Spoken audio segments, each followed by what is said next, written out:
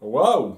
Radley a lancé son arc dark accéléré, dites donc! Je m'attendais pas à grand-chose du personnage, je vous cache pas, après le développement de la saison 1, mais apparemment, vous voulez en faire quelque chose. Ça va un peu vite pour moi, mais on va en parler de ça. Donc, ouais, début de saison 2. Avant de commencer un petit peu ma réaction, j'aimerais déjà remercier les quelques personnes qui ont participé aux commentaires. Je sais que vous n'êtes pas ultra nombreux pour l'instant. Mais bon, je m'attendais pas à ce que ce soit un grand succès en termes de réaction des gens. Ça, je fais ça pour me faire plaisir et pour changer de d'habitude. C'est plus du tout les mêmes problématiques, les mêmes choses à redire que d'habitude dans cette critique. Et c'est rafraîchissant dans un sens. Donc, je suis content de ça. Franchement, je suis content de ça. Et s'il y a au moins, allez, une centaine de personnes qui suivent ça suffisamment assidûment pour avoir envie d'écouter mon avis, ben c'est déjà sympathique, ça me plaît. Autre chose qui me fait un peu rire, mais là c'est vraiment un peu cocasse dans le sens où ça tombe comme ça. Étant donné que je dis le prénom Norman régulièrement, puisque c'est comme ça que s'appelle le héros, enfin le héros, le protagoniste plutôt, et ben, les vidéos YouTube indiquent que je cite le nom de Norman, le youtubeur. Et je trouve ça super marrant en fait. Dans un sens vraiment cocasse. Parce que bon, regarde, c'est pas la même chose. Hein. D'un côté, il y en a un, c'est quelqu'un qui a des petits problèmes de comportement et qui s'en prend à des jeunes filles. Et de l'autre, c'est un personnage fictif écrit par Alfred Hitchcock. Il fallait que je la fasse, celle-là. Il fallait que je la fasse. En tout cas, c'est drôle. C'est drôle. C'est juste pour dire que les retours sont pas très nombreux, mais c'est pas grave. Je vais aller jusqu'au bout, je pense, parce que c'est une série qui m'intéresse. Voilà. Bien, alors cette saison 2 démarre sur l'annonce de la mort de Madame Watson, Blair Watson. On l'a entendu à quelques reprises son nom maintenant, c'est un petit peu important maintenant qu'elle est morte, je vais le retenir. Et ouais, c'est un appel automatique envoyé à beaucoup de monde, dont évidemment Norma qui le rapporte à Norman et qui va très mal le prendre. Quoi. Vraiment, c'est le plus effondré lors de l'enterrement. Et quelqu'un d'autre qui va pas très bien vivre ça, même si j'ai le sentiment que ça vient très peu de ça, c'est Bradley qui, peu de temps après, ben, va se jeter d'un pont, faire une tentative de suicide. Ok. Eh ben, donc, tout d'un coup, c'est très sombre hein, pour démarrer cette saison 2. Et je suis légèrement partagé. Dans un sens, je vois d'où ça vient. Le souci qui va avec ça, c'est que j'ai le sentiment que ça n'a pas été superbement illustré avant. On essaye d'appuyer qu'elle perd ses repères, qu'elle a plus trop goût à la vie, en grande partie à cause de la mort de son père, et ça a été appuyé lorsqu'on appuyait son deuil à quelques reprises, mais ça donnait l'impression quand même après coup que elle avait continué à vivre malgré ça. Et je pense qu'il y avait moyen d'accentuer un petit peu plus ça avant, notamment lors du passage où Emma a raconté à l'école qu'elle avait couché avec Norman, et ça aurait dû être une sorte d'effet boule de neige qui aurait mis en place le fait qu'elle est mal vue par pas mal de gens, et qu'on jase derrière son dos. Quelque chose qui aurait pu l'affecter vraiment. Et c'est quelque chose qui est vraiment appuyé que sur un seul épisode. Et je trouve qu'on aurait dû davantage jouer là-dessus pour essayer d'aller plus loin dans le fait que ça l'affecte. Je pense que ça aurait été plus fort comme ça. Tel quel, c'est une impression que c'est une idée qu'ils n'ont pas vraiment eue dans la saison 1, d'aller jusqu'à cet extrême-là. Mais étant donné que ce n'est qu'une tentative de suicide, c'est clair et net qu'elle n'allait pas crever comme ça au bout de 10 secondes d'apparition dans l'épisode et puis on n'en parle plus de toute la saison 2. C'était évident. Et ben elle se loupe.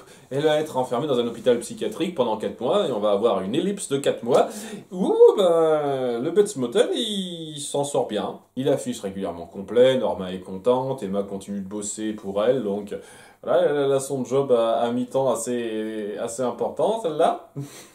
Et ouais, va y avoir la petite mise en place de certains trucs, genre maintenant Norman est de plus en plus habitué à la taxidermie, c'est un truc qu'il fait régulièrement, même si Norma commence à avoir un petit peu de crainte là-dessus, surtout couplé avec le fait qu'il est obsédé par la mort de Blair Watson, du fait que En fait, il se rend régulièrement sur sa tombe, ce qui est inquiétant parce que personne ne fait ça pour sa maîtresse, hein, pas régulièrement 4 mois après, c'est très bizarre, et Norma est un petit peu inquiète.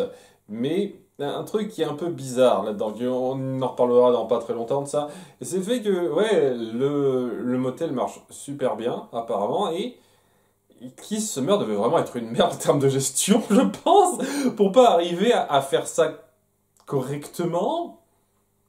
Je ne comprends toujours pas comment ça se fait qu'il ait perdu la main sur ce truc-là. Il a perdu beaucoup de fric au jeu, on va dire, un truc comme ça. Et je sais pas. C'est un truc très bizarre pour moi. Je vous cache pas d'appuyer ça comme ça, mais bon. En tout cas, oui, tout semble bien se passer, mais alors, un petit problème puisque la rocade est en passe d'être construite. Elle pensait que ça viendrait pas tout de suite, c'était quelque chose qui prendrait du temps, mais en fait, non. Il va y avoir une nouvelle autoroute avec des supermarchés, etc., etc., et donc on passera plus par l'autre route qui permettait à tous les passants de s'arrêter au motel. Et c'est d'ailleurs ce qui fait que ça marche.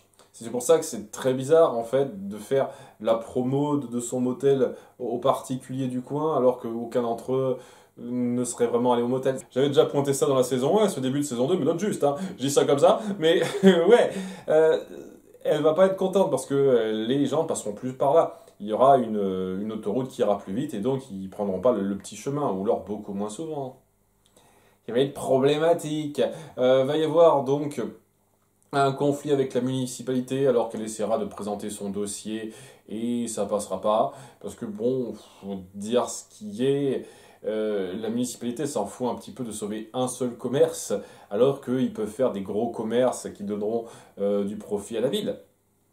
N'empêche pas aussi de gueuler un petit peu sur tout le monde qui ferme les yeux sur comment ça marche le commerce du coin, puisque ce qui fait marcher la ville, c'est son trafic de drogue. Apparemment, oui, c'est ça, c'est le truc principal. Tout le monde en profite.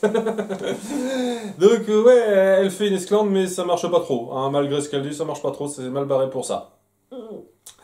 Et aussi, un autre truc qui fait bizarre, c'est le fait que Dylan continue de vivre au motel.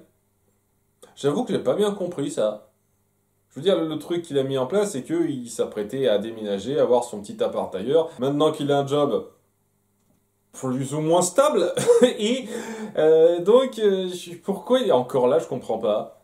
C'est un truc qu'il avait vraiment bien mis en place, il avait bien insisté là-dessus, et je vais être ailleurs, parce que je veux pas vraiment être avec toi, je veux pas dépendre de toi. Mais là, indépendance, tant pis. Il veut quand même prouver que il veut pas juste être un pique-assiette en payant un loyer, même si ça lui plaît pas normal. Mais je ne pas pourquoi il a pas encore, il s'est pas encore installé ailleurs. Il n'y a pas d'appart dispo dans le coin, je sais pas. Bizarre, parce que ça donnait l'impression que c'était pas le cas, mais bon.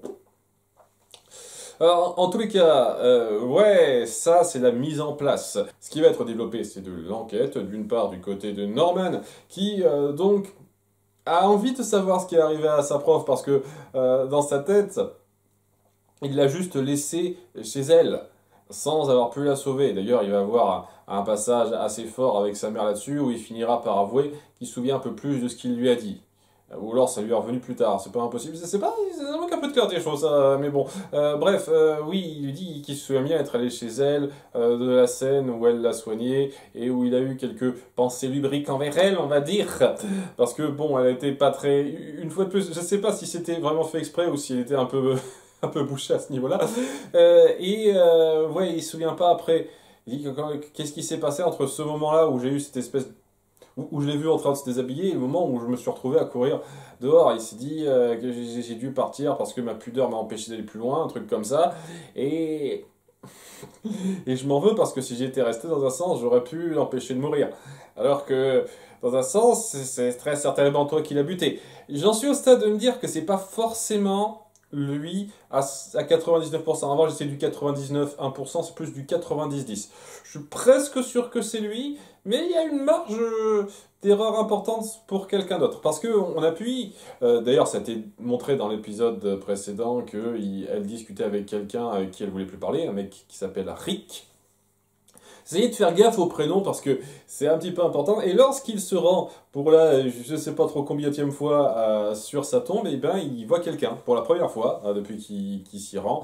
Ce mec, je n'ai pas souvenir qu'on l'ait vu avant.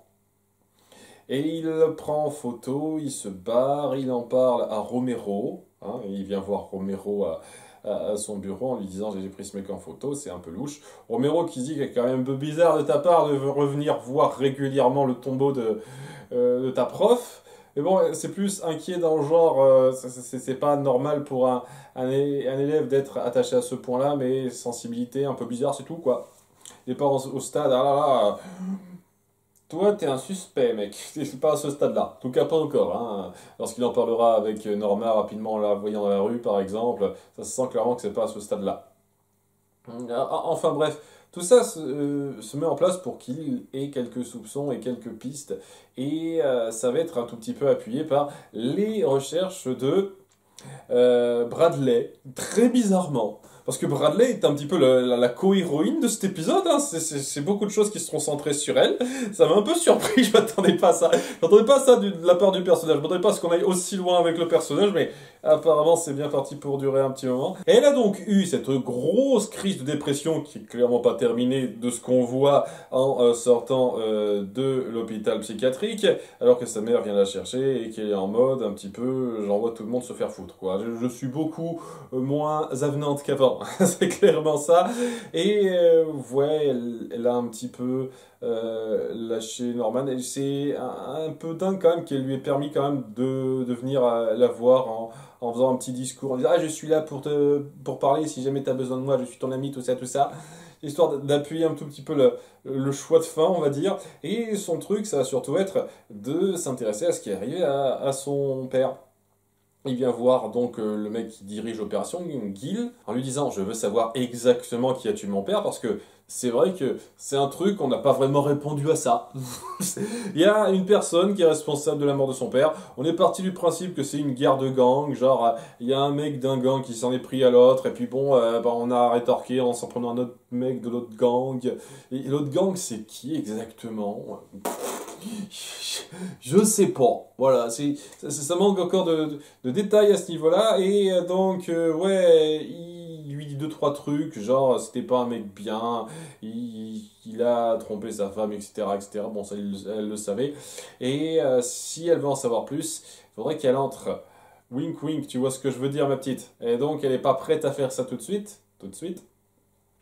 Tandis que, alors qu'il fait un petit peu rapport de ça aux gens qui bossent pour lui, dont évidemment Dylan, et ben Dylan a compris qu'il y a un truc qui se tramait, quoi. Enfin, il dit à Dylan, fais en sorte que cette fille n'approche pas notre coin. Parce que c'est un peu suspect et j'ai pas vraiment envie de m'emmerder avec elle. Et donc il vient voir Bradley pour lui dire fais gaffe, tout en lui faisant part des petites informations qu'il a pu avoir auprès de son pote maintenant, hein, qui bosse avec lui. Comme quoi, et ben en fait, le père de Bradley a couché avec la copine de Gil, ok, et qu'en fait cette copine en question, c'était Blair Watson. Le monde est petit.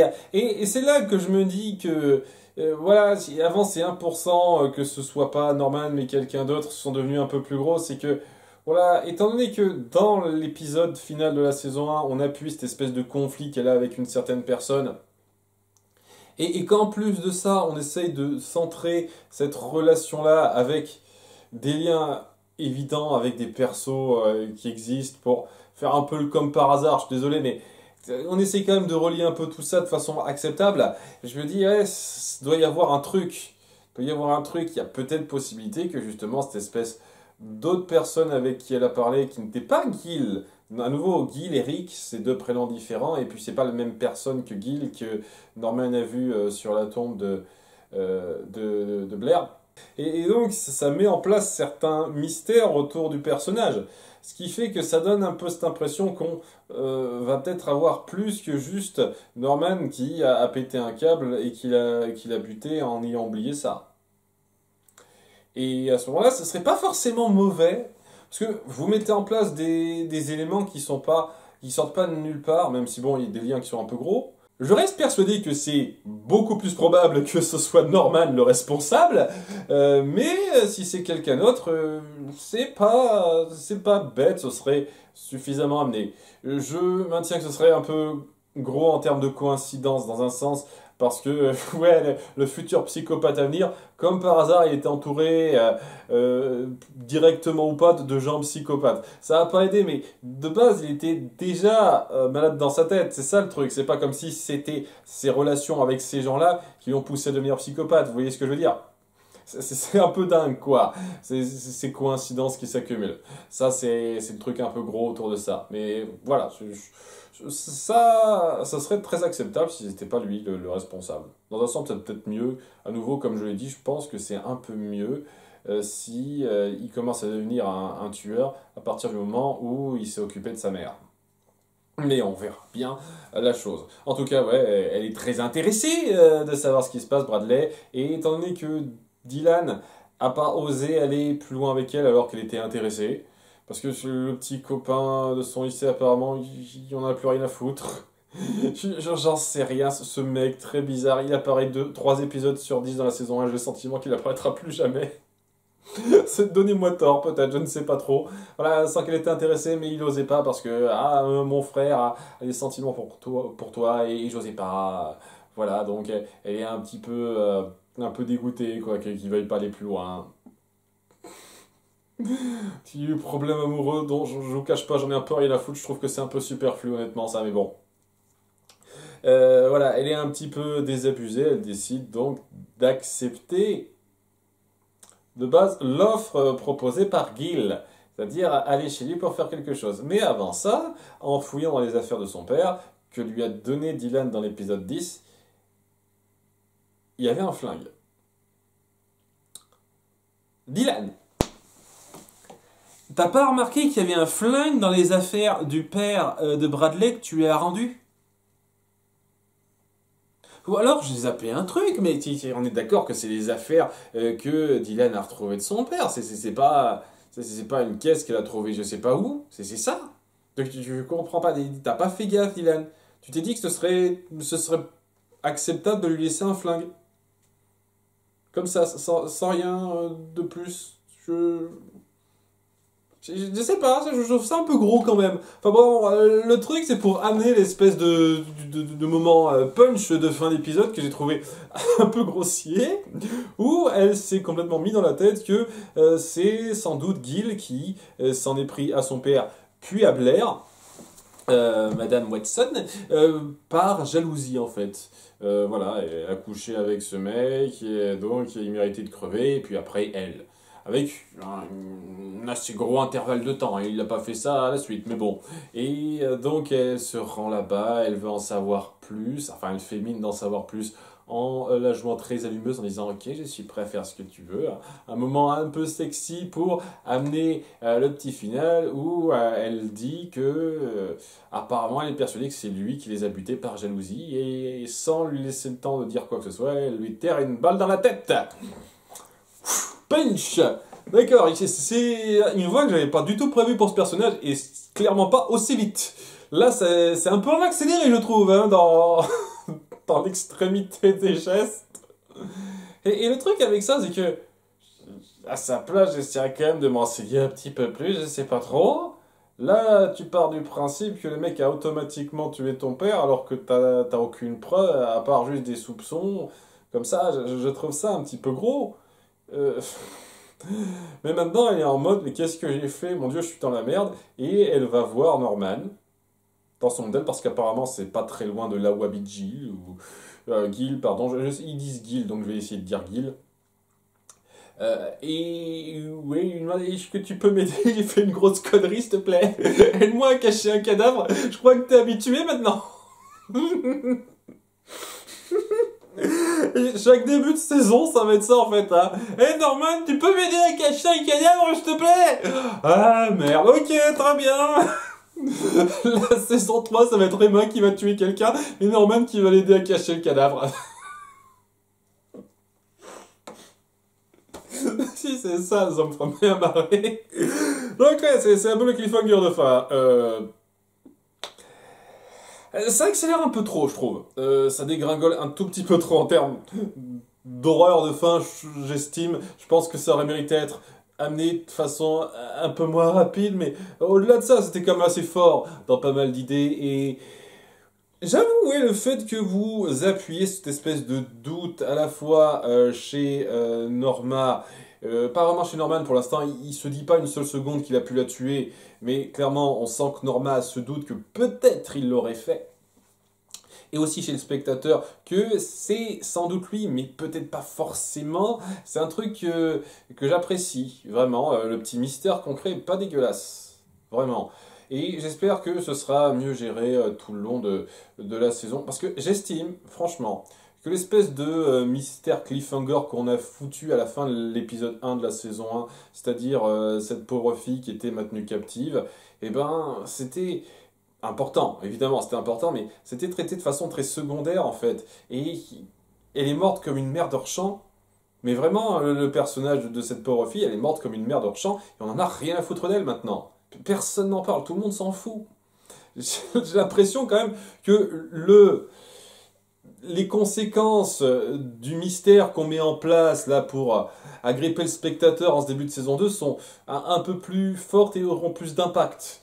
C'est un truc qui est déjà plus intéressant à cet égard-là. Donc je ne demande qu'à voir la suite de ça. A bientôt pour l'épisode 2. Bye!